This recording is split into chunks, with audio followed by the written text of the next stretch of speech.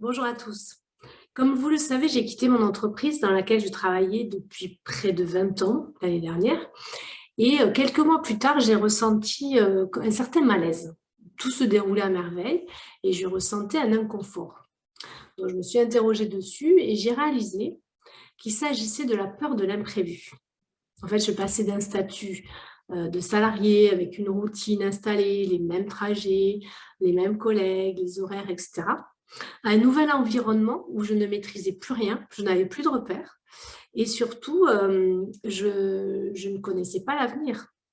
Et à partir du moment où j'ai identifié cette peur, où j'ai mis un mot dessus, elle a complètement disparu et elle m'a donné envie de creuser quand même sur le sujet de cet inconfort de l'imprévu.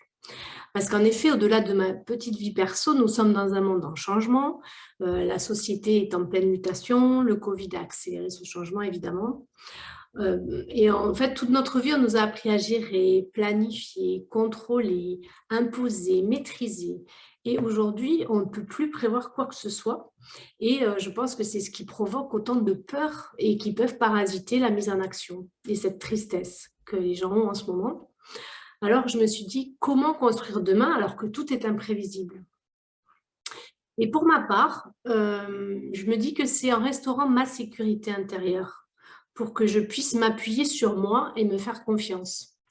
Et selon moi, du coup, pour se faire confiance et pour mieux se connaître, il est nécessaire du coup d'apprendre à se connaître et de devenir conscient de son mode de pensée, de son potentiel, de ses valeurs, de ses émotions, de son environnement aussi, de ses relations et de se réinventer et de garder du coup une ligne droite à suivre, mais toujours d'accepter qu'il y a énormément, d'accepter qu'il y a finalement un imprévu, des surprises et de ne pas tout prévoir parce qu'il y aura toujours quelque chose qu'on n'aura pas prévu et d'arriver à comprendre ça et du coup à changer aussi notre état d'esprit et notre regard sur le monde et sur nous. Donc, pour moi, travailler sa sécurité intérieure va nous permettre de reprendre les commandes de sa vie et de ne pas se laisser guider par les autres, par tous les événements extérieurs et de rester solide et ancré. Et donc, pour aborder ce thème, j'ai interviewé des experts qui accompagnent le changement, le mieux-être. Et du coup, je posterai une vidéo chaque jeudi matin. Donc, je vous laisse la surprise à chaque fois de découvrir qui sera l'expert. Et pour ne pas louper ces vidéos, vous pouvez me suivre sur ma chaîne YouTube.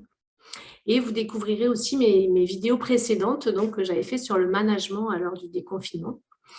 Et du coup, j'en profite pour rendre hommage à Sophie Astrid Harel, qui, j'en suis sûre, aurait répondu présent à m'accompagner sur ce nouveau projet. Donc, pour chaque expert interviewé, donc, va vous apporter des conseils sur la question que je leur ai posée. Comment trouver un équilibre dans ce monde en déséquilibre? Donc, j'espère que vous passerez un bon moment et que surtout, vous arriverez à capter des petits conseils pour vous aider au quotidien à mieux appréhender l'avenir et surtout à vous reconnecter à votre joie. Merci et à très vite.